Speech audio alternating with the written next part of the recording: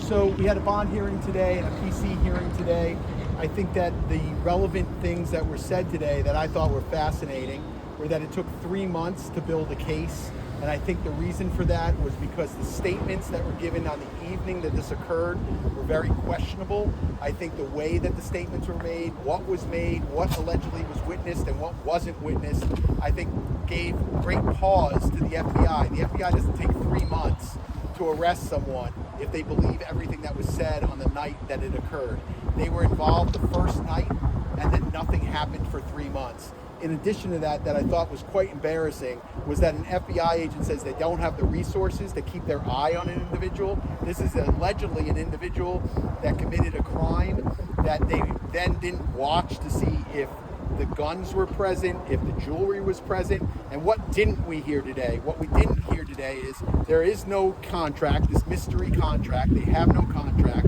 They have no video of this alleged signing of a contract. They have no guns, they have no jewelry, they have none of that physical evidence. What they have is they have allegedly 5 individuals, one of them being a very well-known individual that is allegedly cooperating with the government and making these allegations against my client and many more. I'm going to take like 1 or 2 questions and then we're going to scoot. You're essentially arguing they've got only a he said kind of case, no evidence.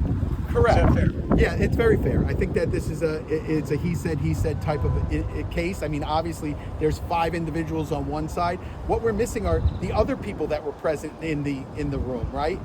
The owner of the studio who says he didn't hear anything or see anything. The way they leave the studio where no one is in concert with anybody else, no one's arguing with anyone else. One of the individuals says, "Hey, can I get my watches back?" Like, the story is quite unusual. And I think that the FBI knew that. I think the investigators knew that it was unusual. And I think that's why it took so long to make the arrest. What is your response to the judge saying that, your client still violated the terms of his ankle monitor location? Sure, those are all things that are going to be, flushed out. The fact is that he was allowed to be in certain areas at certain times. That really wasn't an argument for today. I wasn't really even going to make that argument.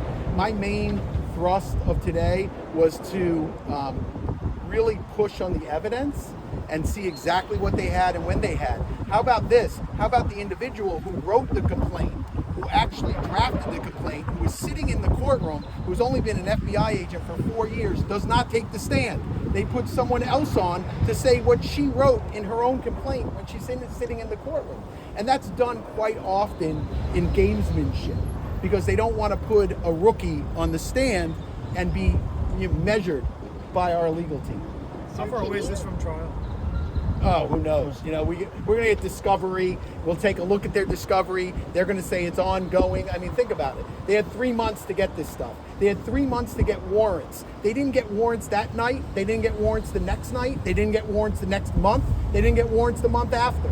They waited 3 months to get warrants on whether or not there's guns, whether or not there's jewelry. How about their cell phones? How about the computers? That gives me great pause when I see a case that takes that long to get warrants, if you believe everything that was said on the evening that it occurs. Doesn't it have a path out of jail? Hold on, let me take one from her because she was trying last night.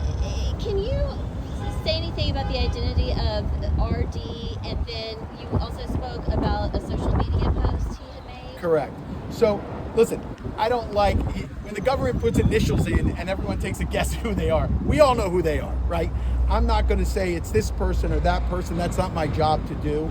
But certainly there have been media posts of individuals that we suspect were involved in that evening where they're denying that it occurred, or they're denying that they're giving statements to the government. I think that's unusual as well, because of what the government put forward today seems to negate those statements, but we'll have to see how this all shakes out.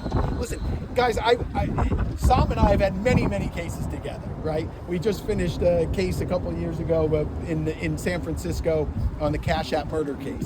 And whenever I talk to individuals, whenever I talk to media, I always say this is not a straight road. It's always a very winding road. So we never know where things are going to take us. We got to look at the evidence as it comes in, and we'll see what's there. I'm just shocked that when they say there might be video out there, they don't have it. There might be this mystery contract, they don't have it. oh, they were at Staples, you know, making copies. It's just a total guess.